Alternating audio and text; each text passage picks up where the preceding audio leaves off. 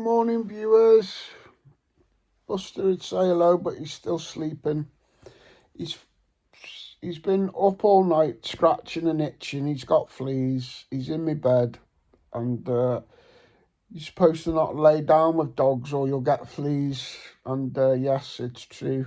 You do get fleas on you occasionally if you lay down with a dog with fleas. But people say that like it's a bad thing, like avoid people who bring you down. Well, in this case, it's not a bad thing. He needs his dad. I'm going to get in the shower. I'm going to burn all the bedding. I'm going to get all that spray stuff that kills them. I did, thanks to Emily last night when she was going late night shopping, she managed to find some Bob Martin's flea treatment for cats and dogs. So I gave him that last night, and that's why he's gone extra mental and stayed up all night, because they were dying. So we'll deal with the fallout today. It's raining a bit outside, so although I don't mind metal detecting in the rain, I can't go out metal detecting today because it would mean leaving my dog in the house, and he goes mental if you leave him in the house on his own. So I can't go out digging. I've got to stay with my dog who's got fleas, and that's just a little lesson in true friendship, I do believe, viewers. Now, talking about friends, I've got a lot of friends, loads and loads of friends, because people enjoy my videos and stuff, and it's brilliant. There might be friends out there who watch my videos and never ever speak to me. I've never ever spoke to them or saw them, but they kind of still my friends because they like what I do. And there's varying degrees of that. So right the way up to some of my best digging mates who I see regular. But out of them hundreds of people who watch my videos and that, a lot of them message me, and I make new friends that way and get out meeting them. But the more friends you've got as well, the more you see of life suffering. A lot of my friends suffer from all kinds of things. Some of them message me for advice. So my messenger's always very, very, very busy, viewers. I've got a very busy messenger. I ain't going to mention any names because it's not about naming people, but one of my viewers, he lost his wife 3 weeks ago, maybe 4 weeks ago now. And I was speaking to him the other day, and all I can say, buddy, is, well, like you say, one good thing you said to me is you've got your family around you, you know, your brothers and sisters and that, whoever it was that you mentioned. But you'll need your family. You'll need your family. You'll need, I don't know. I can only go by how I'm dealing with it. The love for my wife still keeps me going strong. It still keeps me wanting to get up of a morning. Usually it's raining today and my dog's got fleas. I've got a few excuses. But yeah, usually I'll want to get up in the morning. I want to do stuff. And a lot of that is because I value the love of my wife, even though she's not with us no more. I know she's upstairs in heaven and she wants me to do well. And it takes a lot of coming to terms with. You ain't never going to fully come to terms with it. It's heartbreaking every day when you wake up and you've lost your partner. But I don't have to tell you, buddy, life does go on. It's got to go on because you wake up every day. And we just got to keep them close in our heart and make them still feel proud to know us, even though that they're actually looking on in heaven. Just be brave and continue to make a life for yourself, mate. Just continue to be a nice person and make your wife proud of you. That's right, isn't it, Bunty? Oh, I don't know. I'm all itchy, Dad, I'm all itchy. Don't you worry, son. We've got some of that nice rose petal juice to spray on you again in a minute. Don't you worry about that. Daddy's got this under control. We're going to kick them fleas' arses. I was woken up this morning by a video chat. Another friend of mine is raging alcoholic, like raging, and he goes to the pub and he buys expensive cocaine, and he's lonely, and he gets into a right state when he's drunk, like proper mess. I won't go into details, but he ends up a right mess. And then he wakes up the next day and he phones me, or sometimes he does, and he's not hit rock bottom yet though, because if he'd hit rock bottom, that would be enough for him to turn it round.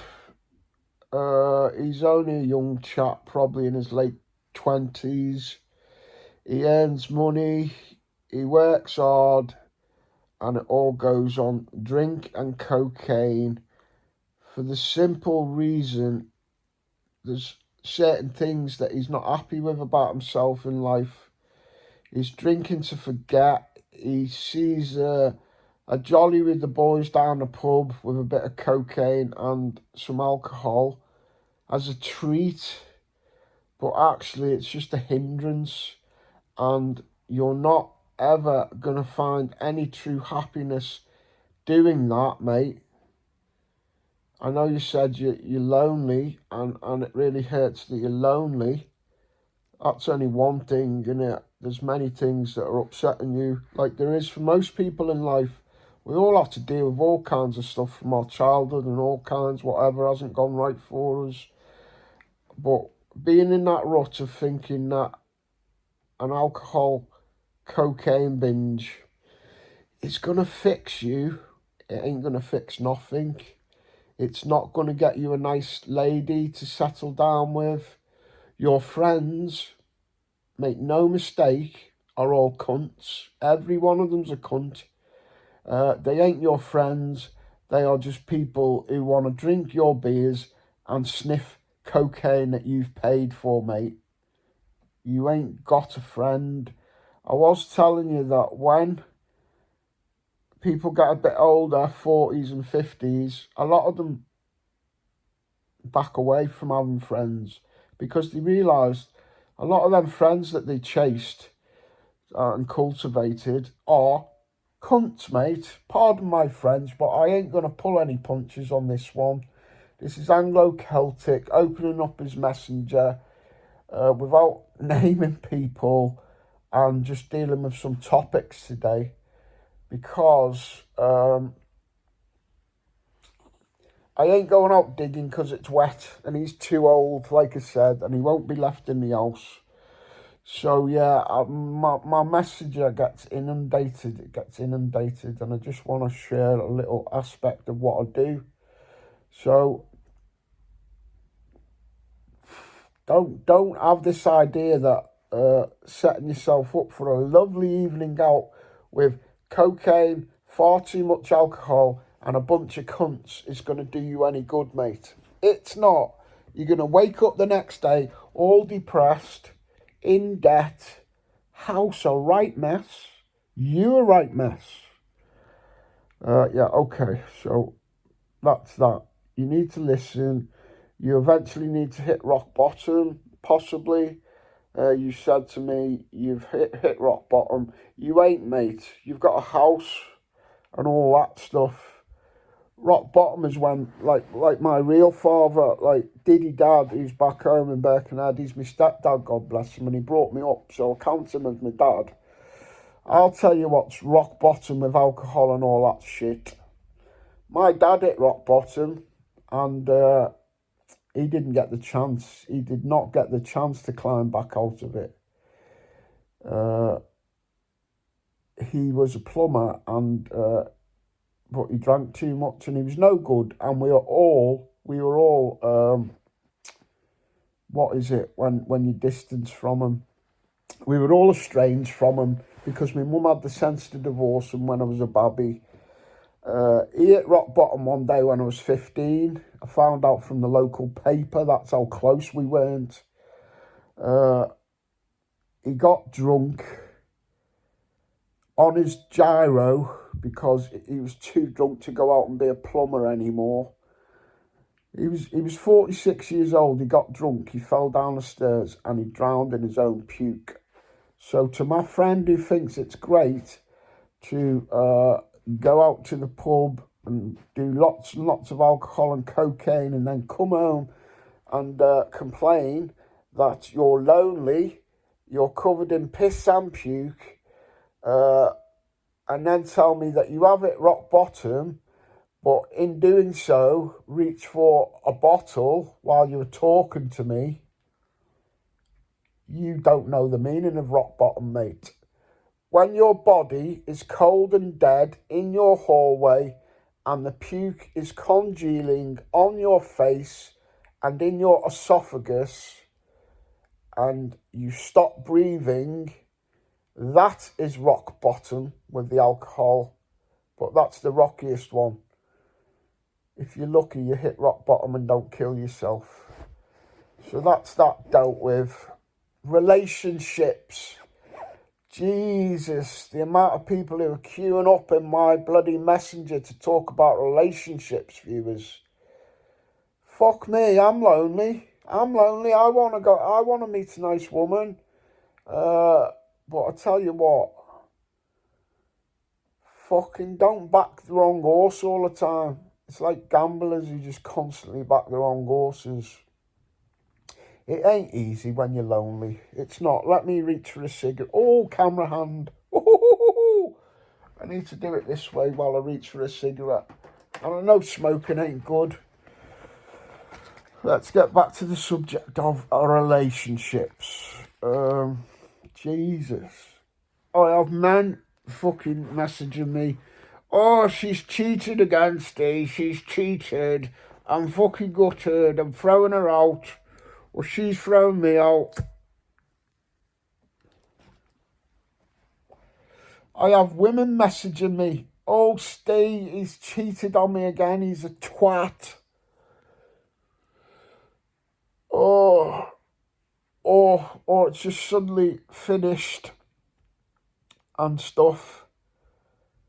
It's not good. It's a lot of this goes back to why we make drinks. People generally are broken inside, a lot of people, and they don't make for the best partners. But that's life, isn't it? That is life.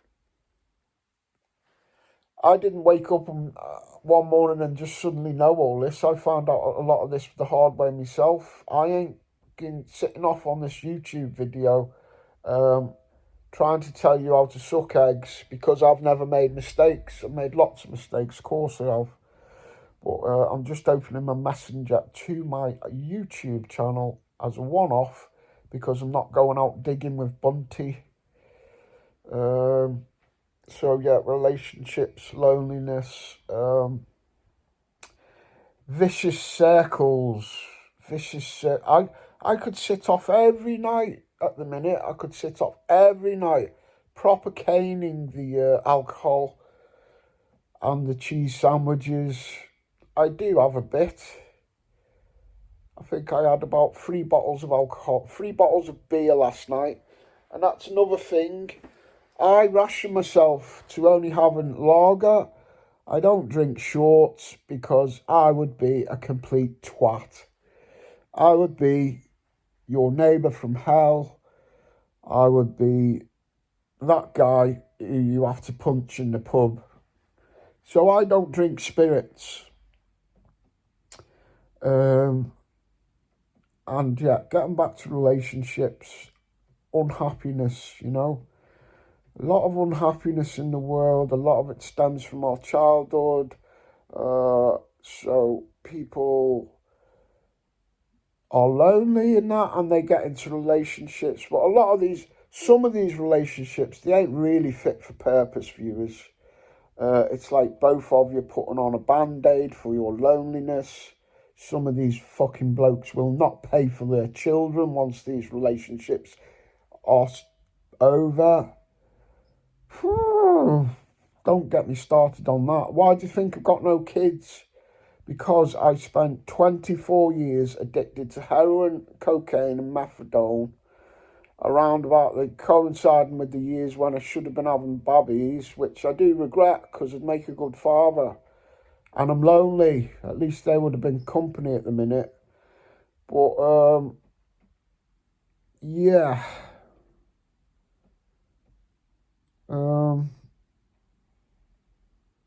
I've ranted that much or spoke that much about so many topics now.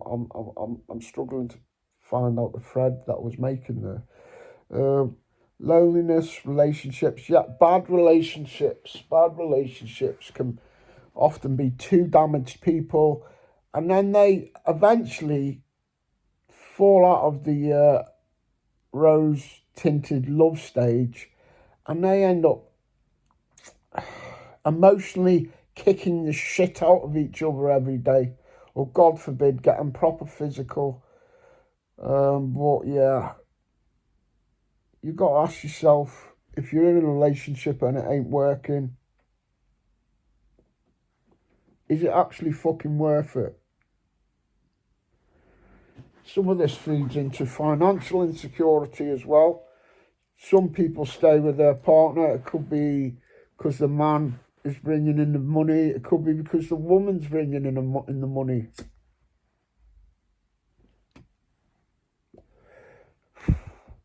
Well, I tell you what, I'm lonely at the minute. I'm not working, and I'm not claiming benefits. And if some rich woman walked into my life and she was quite nice looking, and I thought that was the answer to my loneliness, and I went down that route, and a month or two in, she turned out to be a right cow who was telling me what to do and giving me little bits of spending, I'd fuck her off, viewers, because I'm old enough and I'm wise enough. Sometimes these relationships aren't worth the fucking effort of saying the word relationship. They're not real relationships, but you're tied into them. And yeah, sometimes you've got to be fucking brave, viewers. You got to be brave like my mum was in like about 1972. She thought, this man's a cunt. I'm going to get divorced and be a single mother to two young children.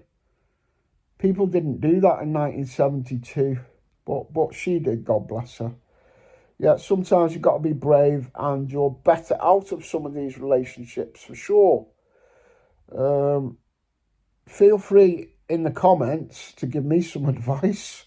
It's not just me wanting to give you guys advice. If anybody knows anywhere that is nice and enjoyable environment around Worcestershire, preferably Evesham, where you can go out and meet decent single ladies, let me know in Messenger, because I'm lonely too. I nearly said I'm lazy. I ain't lazy, lying in bed, gone 11 o'clock in the morning. It's raining, my dog's got fleas. I'm going to go round to the pet experts in a minute, sort that out. Somebody actually called me lazy as a joke in Messenger because they were at work. This is one person I can name, Jordan Button. He sent in a video to my Messenger, him at work on a Saturday, and he's like making out that other people who aren't working on a Saturday are lazy. Let me tell you, Jordan, I've done it. You know, when you've actually got the t-shirt, you can take it off and put it in the wardrobe sometimes. You don't always need to wear that t-shirt. I remember living in Birkenhead, and I drove to North Wales to shot blast some steel containers, big ones, big steel containers, about as big as a small boat, each one of them. Well, a medium-sized boat. They were big containers anyway. And I wasn't allowed to go home from that Monday morning till these three steel containers were shot blasted down to bare metal and then coated back up in primer, and then the finish coats. And the reason why we weren't allowed to go home, the three of us, was because there was a ship in dock waiting to take these containers to America. And it was costing a lot of money to keep that ship hanging around. So me and my two mates, we stayed till the job was done. And we started on the Monday morning and we clocked off on the Wednesday tea time. So I had it up a lot of hours, mate. A lot of hours. 60 odd hour shift at least. Going on for a full 3-day shift. 2.5 days at least in one shift, mate. So, I can lie in bed here advising my viewers on YouTube at 11:30 in the morning without feeling any guilt, mate. I've painted the insides of nuclear submarine torpedo tubes. I've painted the fucking sewage tanks on the Royal Yacht Britannia. I've stood on top of the O2 Arena and fucking painted that. I've painted bridges while floating on a bit of wood, booming up from the River Clyde in Glasgow on my cherry picker. I've got that t-shirt, Jordan. It's in the wardrobe, and hopefully I'm going to move on soon to be self-employed in Lincolnshire with a nice new little gaff to live in. And that's all she wrote, viewers. That's all she wrote. I didn't have a day's digging for you today. Apparently, according to feedback, this is what my viewers tune in for anyway. They don't mind whether I'm digging or not. They like me vlogs. Don't forget, viewers, hit me up in the comments if you know a nice, safe dating environment in Worcestershire, preferably Evesham. Alright, I'm going to pet shop because I've been lying down with fleas all night. No, that sort of statement ain't going to get me a woman, is it? Well, it's alright for all these puffs that are out digging and fucking having word battles and that. Come and have a go if you think you're hard enough. Some of these puffs, mate, I've got to just fucking keep it real, mate. And look, fucking hold it down, mate, for the crew. Breadwinners, mate. Them kind of types. Fucking puffs is Saturday, yeah. I'll get us here, right. I was like, right. It's like, do you want do you need a hand with that jet wash? I was like, yeah, I need a hand with that jet wash. Gets it as we're driving away with it. The fucking cable gets caught under the wheel, mate, pulls it out of the jet wash fucking cable. So now, yeah, we fucking, we're on, basically, they're going to get me another jet wash. Hopefully I won't break this one. But yeah, it's alright for you puffs, mate. Us fucking real puffs have got to fucking hold it down. Right, Mo Chara, here's my quote for the day. May you never forget what is worth remembering. Now remember what is best forgotten. There you go, Mo Chara. This is a message for Mr. Stephen Gray. We've not been out detective, but we've still had a big banger of a day. Keep them vlogs coming, Stevie boy. All the best, mate.